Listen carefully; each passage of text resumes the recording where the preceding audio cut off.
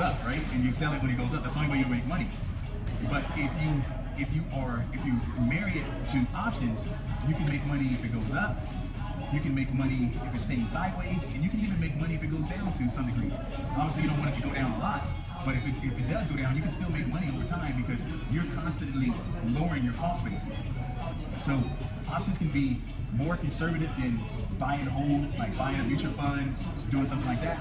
Or options can be really, really risky. Right? And you have to determine what type of options trader you want to be. Right? Do you want to be just super conservative, or do you want to be a little bit of a mix? Right? Do you want to have the ability to make 1 to 2% on your account every day, or do you want to make 2% a month?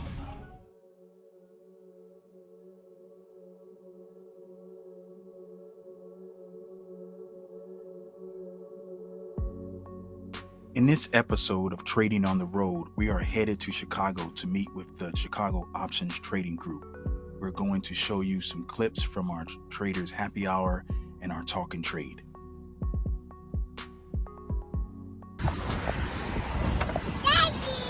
Hey, Rachel. See you later. I just said goodbye to the family. I'm now headed through the airport to jump on the airplane.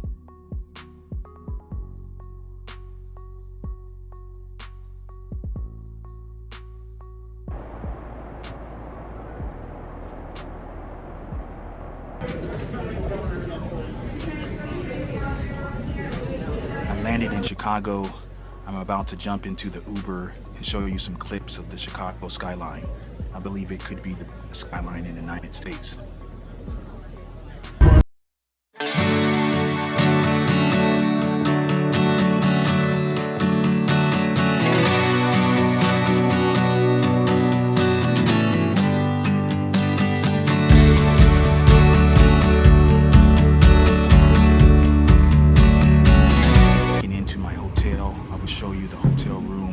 Some clips from my lunch just before our Traders Happy Hour.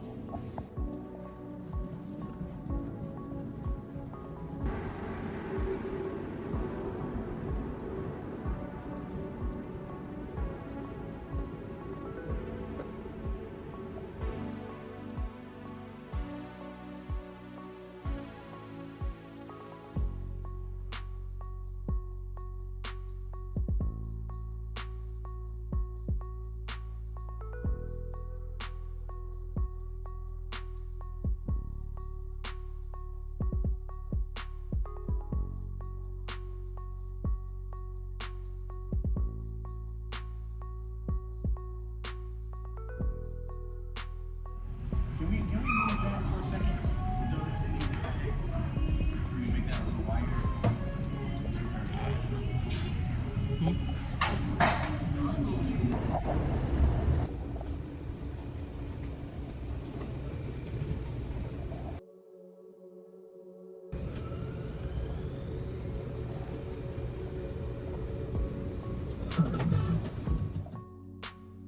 Here are some images from the Traders Happy Hour. We had a great time discussing the markets and having a couple of drinks.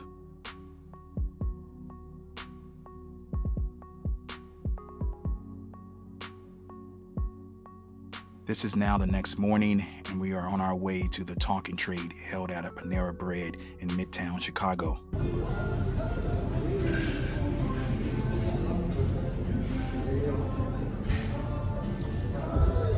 This is Charles, our Chicago ambassador. Great gentleman to get to know. If you are in the Chicago area, you definitely want to get to know Charles. We are about to show you some extended clips of the Talk and Trade. You can gain some great insight from some of these clips, so enjoy.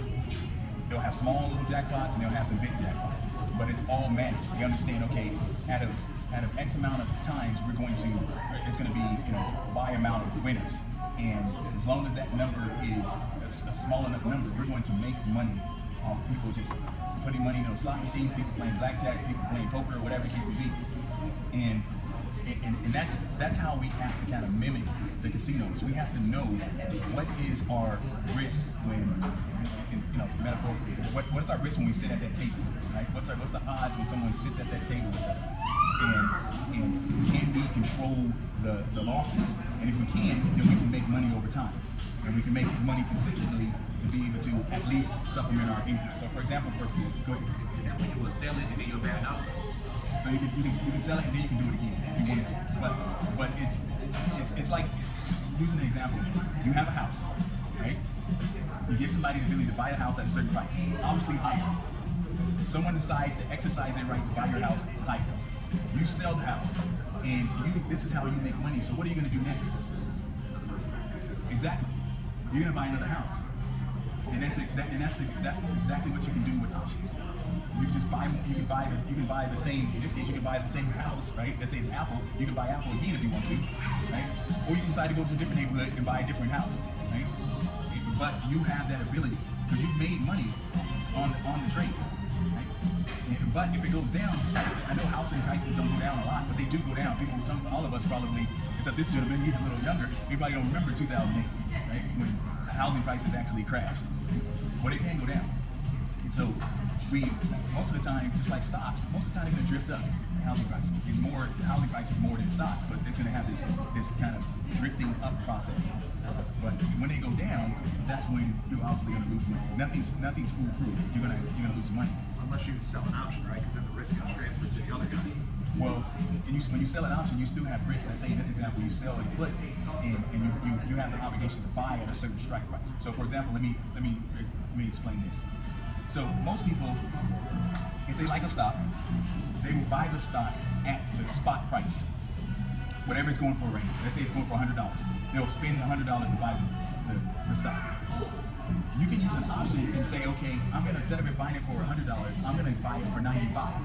And you can sell that option at $95. Somebody will pay you some monies at that time, but you will have the obligation to buy it at $95. But it's still getting at a discount from the person who's buying it at $100. And then once it's bought at 95, then at that point, then you become the landlord, because now you own the shares, you own the property, and then you can decide, okay, I'm going to rent it out until I sell it at a certain price. I'm in the business of buying and selling houses, but I'm doing it with options.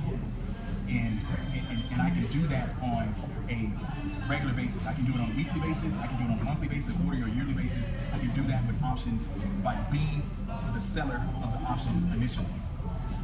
And I can always, 100% of the time, get the stock for a discount. And I think if you're going to do the kind of buy and hold strategy, you need to know how to understand options at least that level, so that you can continuously lower your cost basis. If you're not, then you're leaving money on the table, because if you just buy shares by themselves, the only way you make money is what? If it goes up, right? And you sell it when it goes up, that's the only way you make money. But if you marry it to options, you can make money if it goes up. You can make money if it's staying sideways, and you can even make money if it goes down to some degree. Obviously, you don't want it to go down a lot, but if it does go down, you can still make money over time, because you're constantly lowering your cost basis. So options can be more conservative than buy and hold, like buying a mutual fund, doing something like that, or options can be really, really risky. Right? And you have to determine what type of options trader you want to be. Right? Do you want to be just super conservative, or do you want to be a little bit of a mix? Right? Do you want to have the ability to make 1 to 2% on your account every day, or do you want to make 2% a month? Well, that's both of those are really attractive to me, right? Obviously, us as humans, being greedy, we would rather make 1% a day or something, right? If we could. If you can start with 5K, we can teach you how to make 1 to 2% consistently on a weekly basis off that 5K. Now, I'm not exaggerating when I say that. I have a course out that I call Print Money 7DTE course. It's a weekly option strategy that I have been doing for 53 weeks in a row, that I have not lost on for 53 weeks in a row. And it's just selling an option that expires in 7 days. And so we teach people 4 things on how to do this strategy. We teach you how to put on the trade. Right? What's all the nuances around putting on the trade. Number two, how to read that trade and understand what's going on with that trade. Should you take it off? Should you adjust it? What's going on with the trade? Number three, how to adjust it, which is the most difficult part of what people learn with options. How do you fix it if it's going wrong? Right? And we tell you that by zones. We have a green zone, which is everything's okay, a yellow zone, which you have to be a little more cautious, a little more vigilant, and then you have the red zone, which is like red alert, that you're going to have to consider making some type of adjustment, right? Then the fourth thing is how to take off the trade. Right? Believe it or not, it's some nuances to take it off option sometime, depending on what's going on with it. Correct, exactly. So I tell people I'm not into trading for excitement. You know, it's an element of excitement with trading. I'm not going to be facetious, or I'm not going to be disingenuous and say that it's not any excitement in trading. But I'm not in it for that. I'm in it to make consistent money. Right? Make consistent money, and that's excitement enough. If you see your account growing, you're able to pay for bills, and then you're able to pay for most of your bills, and you're able to pay for all your bills. That's excitement. Right? Thank you for watching this episode of Trading on the Road. See you next time.